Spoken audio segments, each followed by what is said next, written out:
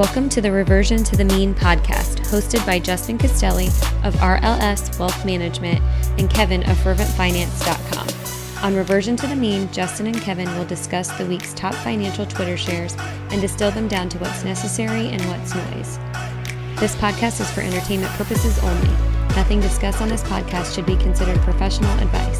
The opinions expressed by the hosts are theirs and theirs only. Welcome to episode 45 of Reversion to the Mean.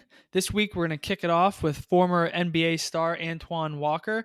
I think we've mentioned Antoine Walker on the podcast before, and he's one of the cases where a star athlete made a ton of money and then went bankrupt pretty quickly after their professional playing career was over. I think Antoine Walker made $108 million just through his NBA contracts after 12 seasons. And I remember him from the Boston Celtics, but he bounced around a little bit there. And he went bankrupt, filed for bankruptcy 2 years after his last year in the NBA. And now he works as an analyst for Fox Sports and ESPN. But on the side, he's been teaching financial literacy to NBA and NFL athletes and potential pro athletes, which I think is great because he's going to be able to hopefully teach people to not make the mistakes that he had made. I think him teaching them carries a lot more weight than you or I trying to teach him because he's got automatic street cred. He's played in the NBA. He's been successful. I can't remember if he was on any of the Boston championship teams or not, but regardless, he's lived their life. He's come from where they've come and he's made mistakes, and it sucks that he had to make those mistakes. But he's kind of paying it back, I guess, a little bit by helping all these other kids not make these mistakes. But it's just insane to see the amount of money that he went through. And I remember the last time we talked about it, the thing that stuck out to me the most was the number of like cell phone bills that he was paying. It was something like, I don't know, someone says like 40 or 50 people's cell phones. And as the article goes further down, they talk about that as your family and your friends can become a drain. But the beginning of the article really focused on his spending, his $400,000 Maybach Benz and the jewelry that he bought. And I think it's interesting that he quit buying jewelry after he was robbed at gunpoint in I think 2007 or something like that. So he said that, that left a bad taste in his mouth. So he doesn't do jewelry anymore. But I think it's good that he is willing to be in the public eye to help improve the lives of other athletes out there. And I'm sure that now he's kind of back on his feet. He's doing pretty well. I'm sure his contract with Fox is pretty good. And he was partnered up with Morgan Stanley before. And I think the person at Morgan Stanley left, and that's who he's consulting with now and helping advise these athletes. So it's good to see him land on his feet and kind of recoup things. It's a shame it was a $108 million mistake that he made, but I think these athletes will be better off having him there to help out.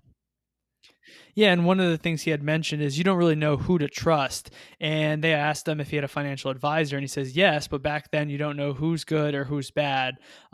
So a couple of weeks ago, we talked about the financial advisor that makes sure all his athletes are saving at least, I don't know if it's like around 80% of their pay, because who knows if your professional athletic career is going to last 2 years or 12 years. You have no idea.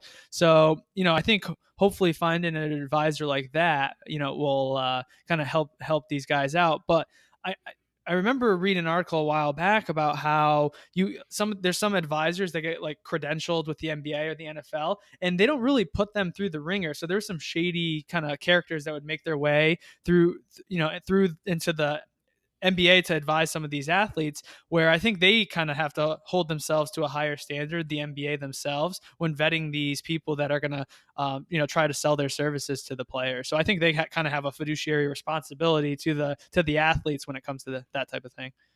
Oh, they vet them all right. It's like a $3,000 a year fee to be in the list of advisors to choose from. That's all it is. Because I remember early in my career looking into that, thinking it'd be kind of cool to figure out how to work with athletes. And I don't remember if I found the right resources or not, but I remember seeing it was like an annual $3,000 fee just to be included. And I don't remember what other hoops you had to jump through to do it, but it was purely financial for them. But yeah, I actually noted down our conversation in the past. And on top of not knowing who to trust outside of the financial services profession, you see instances where like Michael Vick's financial advisor, she took him for a bunch of money, and athletes get preyed upon. So even if they do find somebody that is a financial advisor, that person may be crooked as well. I hope that the guy we talked about in the past does not turn out to be that way, that the 80% he's having his athletes save ends up being a Ponzi scheme. And I'm not saying that is what's happening, but I really, really hope that's not the case, because I think if we have a good example of an advisor like that who builds a good business model, gets other athletes to buy into it at that level, then it makes it acceptable for other athletes. Well, if Klay Thompson's doing that and whomever else is working with that advisor is saving 70% of their salary, then that's probably a smart thing to do. So I'm going to do it as well. So you've got Antoine Walker preaching to them. You've got good examples of guys in the league now. You've got Kevin Durant and LeBron getting into investing outside, which an interesting thing ties into this. And we didn't talk about this beforehand. I saw a tweet today reflecting on all of the stuff that's going on with the NBA, because like Kawhi Leonard's going to the Clippers and so is Paul George. So there's caps that are in the NBA as far as how much each team can pay for salary. And they said they need to be watching, are there anything under the table that's going on outside of these salary caps? Because you've got Ballmer with the Clippers, you've got the startup, or you've got the venture capital people with the Warriors. Are there ways for these owners to give, financial incentive outside of salary to help lure these players there that other teams don't have? So I just thought that was interesting as we talk about advisors and investing with athletes. That'll be interesting to watch. Yeah, I didn't think about that, but that's a good point. Maybe, getting access to the, VC funds, or so, getting just the, more kind of a star treatment when it comes to investing some of their money. And we're not going to talk about this article, but I saw another one where like Luol Deng has like this huge real estate portfolio, and so hopefully people like that, some of these younger athletes will see people like Luol Deng, and now the Steph Currys and the other people, Durant's, that are making better financial decisions, and they'll go that route instead. Our next piece is from Vanguard: Working Teens and Roth IRAs, a perfect investing match. Now, I think your kids aren't even teenagers, and you already had set up Roth IRAs for them, right? Yeah, we don't max them out, but we have Roths. I pay them for their video appearances and for their being in my wife's store's photo shoots, and not a lot of money, but just enough to be able to instill that in them and set that up, because they'll have, Roman is 9, 60, 70 years of compound interest. Like, it's going to work for him and be a good benefit. So yeah, I think it's a no-brainer, assuming that your teenage child doesn't necessarily need the income. Like, I think of Ange, she got her first job when she turned 15, because that's how old you had to be in Indiana with child labor laws. And she worked all the way through college, but she worked because she needed to. Like, her parents had 5 kids. They weren't poor, but they didn't make a lot of money. So she wasn't working just to work to have extra money. She was working because she needed money to put gas in the tank to be able to go to college and pay for everything. So even though she was working, she wouldn't have been able to contribute to a Roth. But my spoiled boys, when they should be funding Roth IRAs. Yeah, I wish I kind of knew about it when I was a teenager, because I started working as a W-2 employee when I was 15 as well.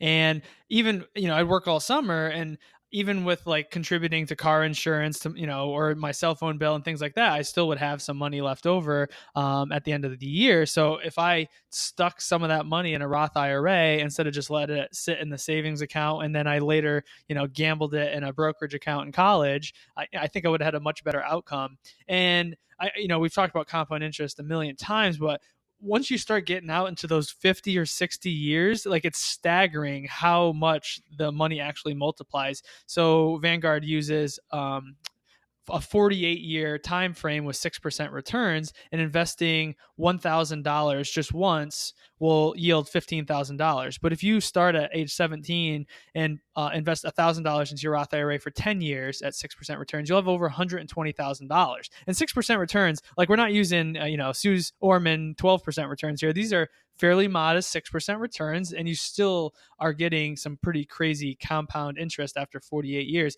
And especially with your boys, they're going to have 50, 60, 70 years, hopefully, of compound interest. So even small sums, a few $100 you're putting in a year, are going to yield hopefully some pretty good results. I do think it's important to point out that if you are a parent listening to this and you're thinking of doing this to help your kids out, you do have to be aware that if they're under 18, they can't own investments. They're minors. So you have to set up a custodial account. And when they get old enough in your state, some states it's 18, some states it's 21. But when they get to age, of being an adult, they get to now control that. So you could build up this great balance in the Roth IRA. And if you have not instilled good values when it comes to money along the way, then they might go blow it on a car or, go to Vegas and spend it all there. So I think that a part of the learning process and helping make our kids more responsible with money is not only encouraging them to set up the Roth IRA, but educating them along the way about why they have this account, what it's used for, what you don't use it for, and maybe to withhold the fact that you can access your Roth IRA without penalties. Just let them know they're going to get 10% penalty and tell them they're going to get taxed on it. They don't need to know. And if they do their due diligence and research it on their own and figure it out, then more power to them and good for them. But a little small lie here and there is not a bad thing if it's protecting your kids. It's going to help them out in the end, right? Yeah. You put in an article, you go from kids to the other end of the spectrum. The New York Times had an article about the longevity problem that some families have with parents living long lifespans and needing care. So the article, I think it was titled something along the lines, "We didn't think she'd live this long." And it talks about a family that their mother's late in the 90s, they're in their 70s, and they're taking care of her, and what that financial strain looks like for them. And I'm reading a book, and I meant to bring it downstairs so I could bring it up. It's the guy who wrote the Checklist Manifesto. And so he's a doctor, and the book is about longevity and life and kind of what's important. And I'm just very early on, but he talks about how his home country, which is slipping my mind, India maybe, like there is no nursing home. You don't put your elders into a nursing home. They move in with the family and it becomes part of taking care of them. And Tony Isola talked about that in his piece a few weeks ago that we talked about when he went to Italy, that European families take care of everybody. That's the norm. And it's kind of just American where we send them off to a nursing home facility. And this couple did not do that. So the financial strain is not only the money, but then the time of helping out, take care of mom. So I think it's an issue that we're going to see more and more, and it's tough to plan for. But what was it that made you want to bring this article to everybody's attention? Yeah, I think it's especially with people living a lot longer, and who knows how long we'll live with, how fast medicine advances in your kids. They might, the average age might be like 120 for, before, people start passing away. Nobody knows, but it kind of centered around this woman, Linda, and how she wanted to spend her retirement gardening and hanging out with her 8 grandchildren. But her mom, who's 99, is still alive. And the article goes into detail about what she's had to do to kind of keep her mom close so that she can give her mom care while outsourcing some of the care at the same time. But it's all over the news now how expensive care is for the elderly. So what it was talking about how she had $250,000, the mother who's 99, and over a few years, all of that was spent on her care because they were outsourcing a lot of it. So as a result, the 75-year-old daughter had to start insourcing a lot of it. And now there's programs like Medicare and things like that will help contribute, but then at that point, you have to send them to a nursing home. From how I understand it, you can't insource it into your house and have Medicare pay for it. So it's trying to balance, keeping your parents close so that you can help with the care with not, spending your retirement money on your parents' care at the same time. It's a hard juggle. And I don't know, unless the system changes, I think a lot of people like our parents are going to start, definitely having to think about this if if their parents are still alive, and we're going to have to think about it in 30, 40 years as well. And I just don't think it's something people consider like, oh, if I retire at 62, I'm going to go out my boat, go fishing. Well, if your parents are still alive and you want to, be the caregiver for them, it could be very costly if your parents don't have the money saved for it, but then it's also going to be a huge time consumer as well. So a lot of that time where you could be gardening or visiting with your grandchildren could be spent on elder care. So Being Mortal is the name of the book. I'll link to it. It's not anything, but Being Mortal is the name of the book. And so far it's real good. I was also going to say that, what was I going to say? I'm going to keep this in, but anyways, if it comes back to me, I'll bring it back up. But I think this brings more light to the conversation of what you and I and our peers should be thinking about when it comes to retirement. I think a full true retirement at age 60 is not realistic because we're going to be living so long. So one, we should probably work longer into our lifetime, but that gives us more time to save to hopefully be able to take care of ourselves longer from a financial standpoint. And the other thing I was going to say that came to now is you mentioned if the system changes, to have Medicare actually pay the children to take care.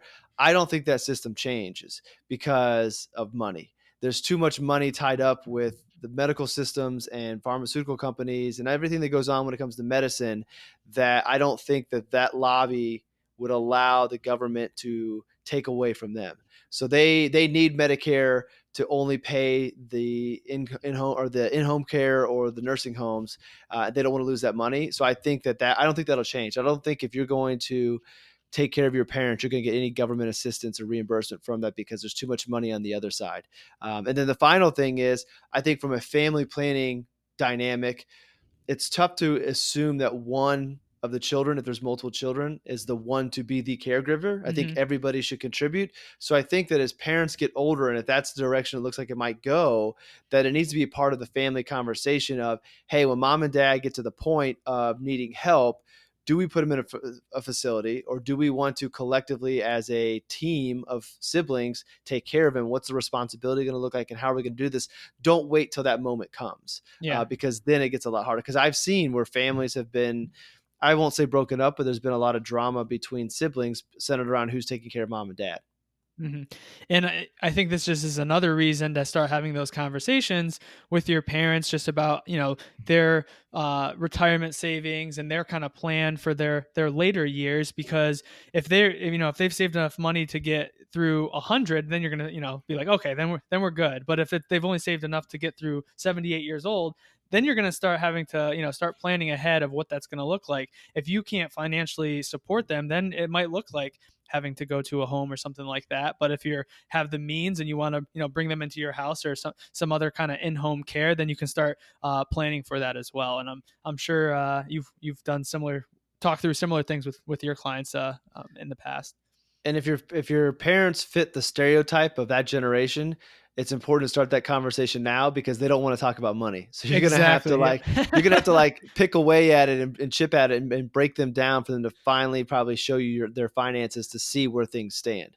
And maybe you leverage your financial advisor. If you have a financial advisor, get mom and dad to sit down with them and say, hey, I don't have to know the exact numbers, but let my advisor run through things, take a look at things, and then they can tell us if we have a problem on our hands or if things look okay, and then we can go from there. And that way you make the advisor the bad guy, put them, or bad woman, put them in the middle. And I'm sure your advisor is willing to help in that scenario just to make sure, because that's going to impact their planning for you. And if I know my clients have to take care of their parents down the road, that's going to change the planning that we're going to be doing and the conversations I'm having with my client, because maybe we're not going to be able to do all the traveling we want to because mom and dad are going to be in because they don't have enough money. And the only way for me as the advisor to know that is either to talk to mom and dad, or you, the client, know that and you can tell me. So it's definitely something we need to address. And I think that it's going to fall in the camp of estate planning and life insurance, of stuff that people don't want to talk about. You should write a blog post about that.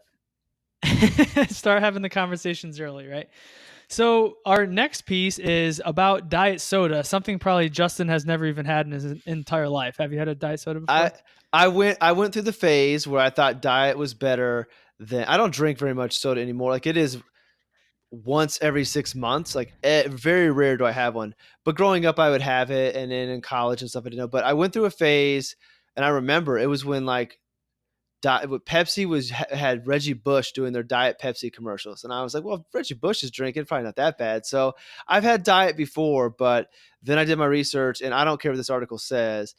Diet's not any better than regular Coke. It's all poison. Oh, you're way off.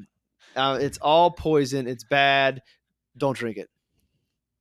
Well, I'm going to disagree with you wholeheartedly there. So this was an article from the Washington Post. The case for diet soda, it gets a bad rap, but the research tells a different story. So who paid for this research? It was probably the Diet Coke people. Oh, get out of here. That makes sense now.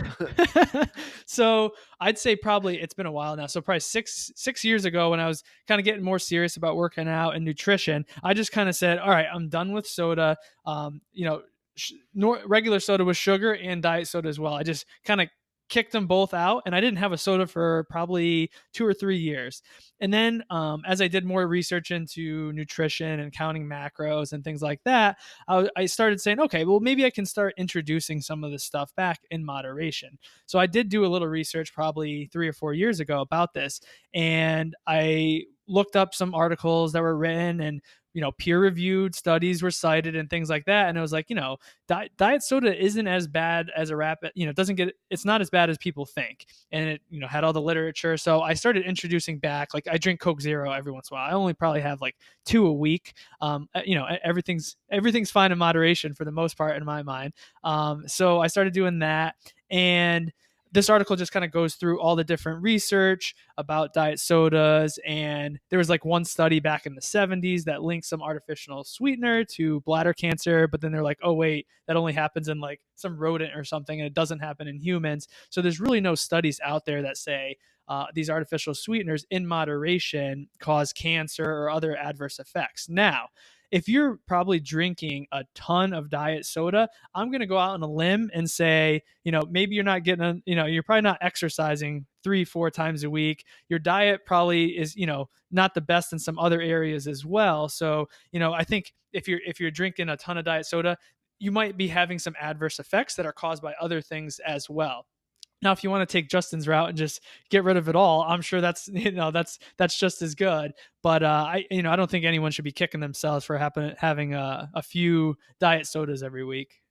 I would agree with you that everything in moderation. And I also don't want it to seem like I am perfect when it comes to my diet, because I am not. Like I have a horrible sweet tooth. So I don't keep sweets in the house. I think we've talked about it, because I know I can't do it. But when I get around it, I go crazy. Like it is an addiction. Ange and I were talking about it today, but I just don't like, for me personally, like Coke and like, do you call it soda or pop? What do you call it? Well, I'm from Connecticut. I call it soda, but out here in Michigan, they call it pop. See, I would call it pop, or I would just call it Coke. Like everything's Coke. Like I want a Coke. Now I might go get a Pepsi, but I want a Coke. Anyways, I don't see like the original version. That's just like sugar water. Like you can't convince me that there's anything good. And I you don't don't care drink your calories. Yeah. Right. I don't exactly. I don't. But I also, on the other side, I think it falls under the camp of, if it's too good to be true, it's probably not. So I don't think that you can drink something that tastes just as good and as sweet as the bad stuff and have it not be bad for you some way or another. So yes, it's not going to be adding to your calorie intake, but it's fake. It's not real. Like at least water and juices have a lot of sugar in them as well. They're not better. But I can't say that I'm perfect, because I'll devour a sleeve of Oreos like it's nothing. So like I'm not holier than thou, but I think pop is some of the worst stuff. It's just, there's nothing good. And I don't think that the sugar free or the zeros are any better, but I do think in moderation it's okay. I just wouldn't go crazy and drink a bunch of it thinking that it's just as good as water, because it's not. We'll have to reach out to our FinTwit friend Daniel Crosby. I think he crushes like 4 Diet Cokes every morning. So we'll have to get his take on it. It does bring up one thing though that's so difficult. So you said you did research. I guarantee for every article that was peer reviewed that said it wasn't bad, I could go find a peer reviewed article that says it is bad. It's this almost article worse. Is saying you can't find them. That's this article. It's almost as bad as investing. There's so much conflicting information that when you read it, it makes sense. And we're going to get into pea protein here in a little bit, and it feeds right into it. Is that our next one? Yeah. Okay, so perfect. So that leads right into our next one, as far as how it's hard with nutrition. So the article is about Beyond Meat and how pea prices are going up, because that's what they're using now for the vegan meat replacements. But I remember when I started kind of paying attention to nutrition and everything, doing a lot of research, and I read the China study, which basically said all animal byproducts going to give you cancer. You need to have grains and legumes and all that stuff. So I switched. Like we went vegan for 2 days because dairies and everything was impossible. I did vegetarian for like a few months, then went into pescatarian, and then I went to paleo and everything. But I did it because, okay, that all made sense. There's all this scientific data. They give examples of societies that don't eat meat and they live to 100. Maybe there's some truth to it. Then I start doing research on the other side that says eating all these legumes, because however you say it, I think it's legumes, Yeah, I think peas right. and soybean and all this stuff, that's not good for you because it's not good for your gut. It's not good for your body. And it in turn can cause cancer. So it's like what the hell do I eat and drink?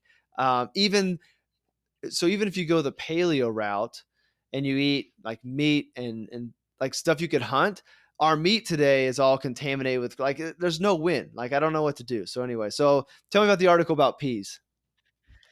Well, yeah, it was just I found it pretty interesting because I guess pea prices are they're up from $2.80 a bushel a few years ago to $5. So they've doubled in the past 3 years or so. And part of that is I guess they're used in dog food but they're also used in Yeah, that's what we these, want to eat.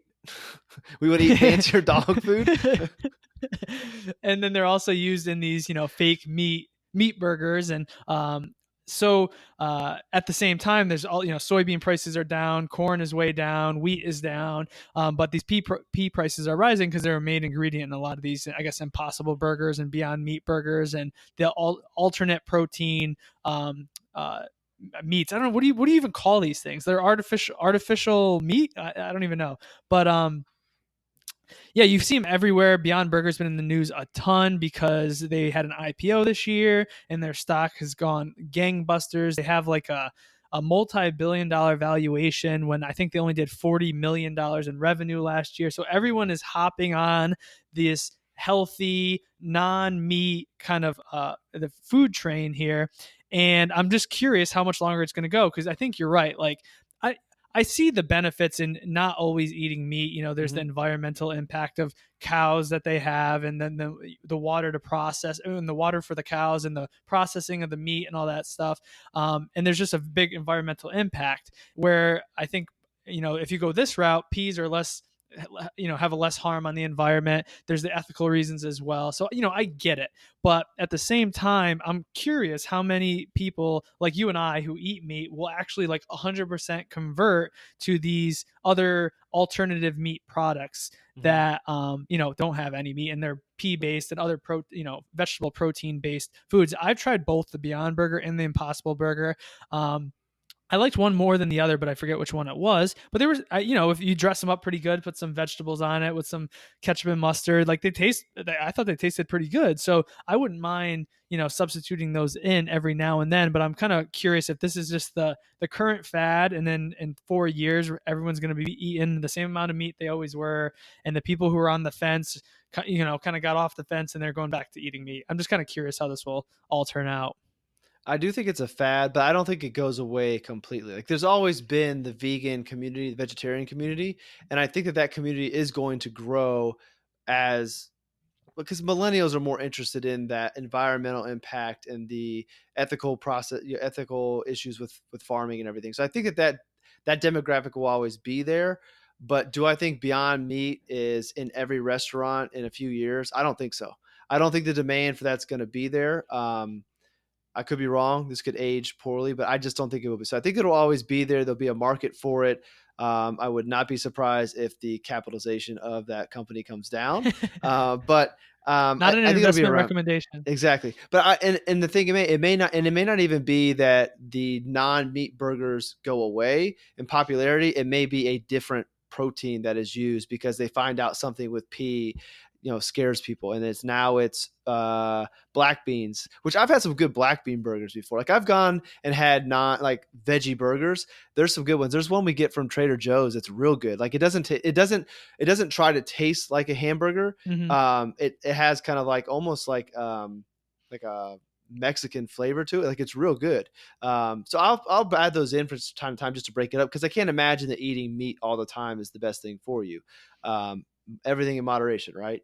But I don't know. I don't think pea is going to be the meat replacement for the long run.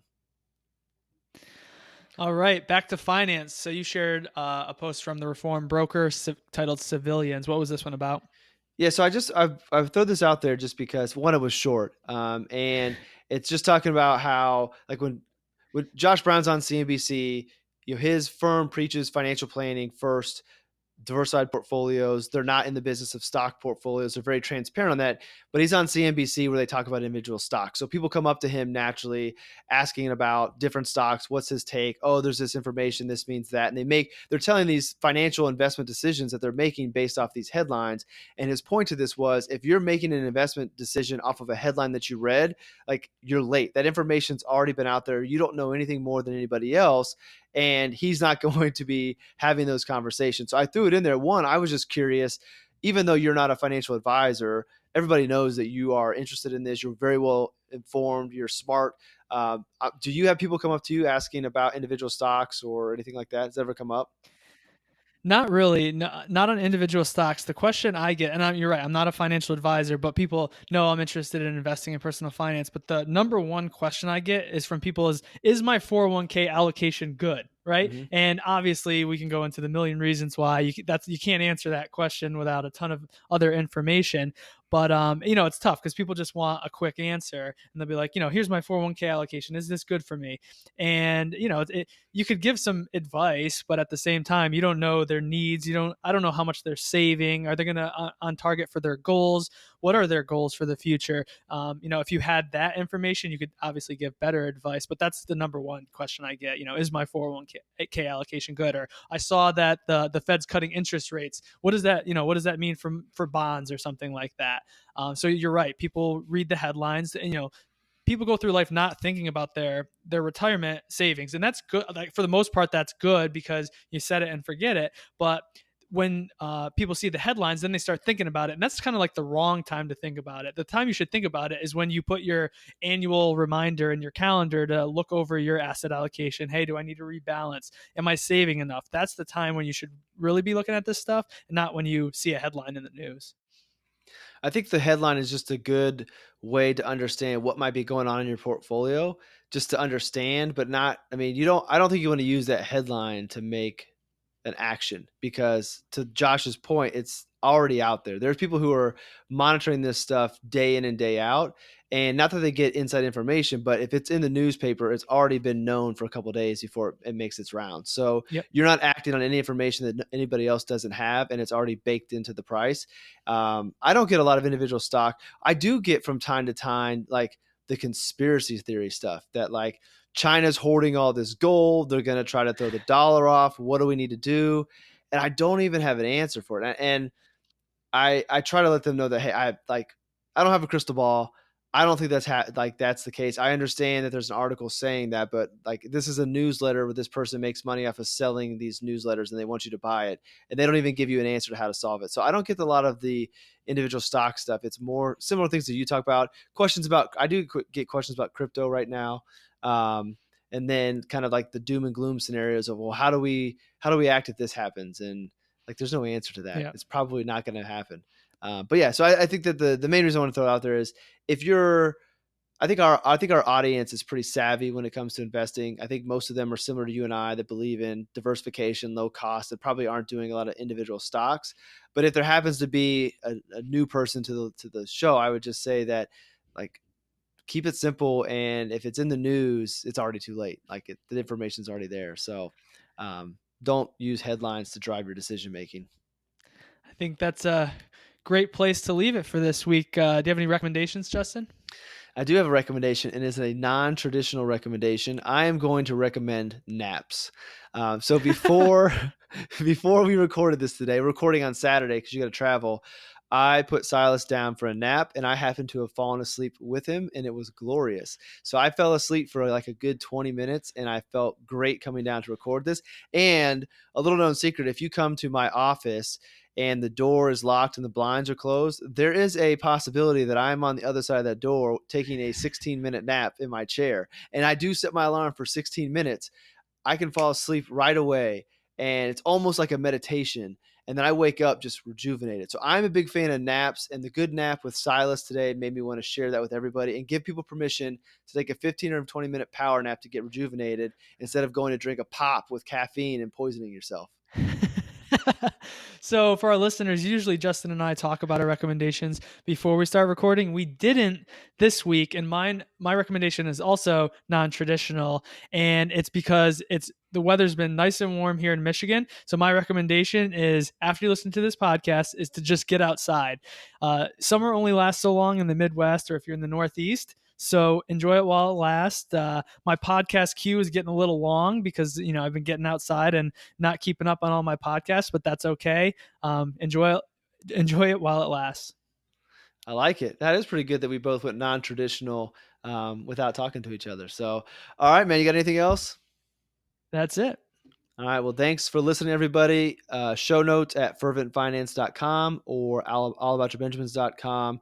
Give us some feedback. Find us on Twitter. Let us know if there's anything better we can be doing. We want to make sure that you're enjoying this. Thanks for listening. Kevin, have a safe trip, and I'll talk to you next week. Thanks. Have a great week.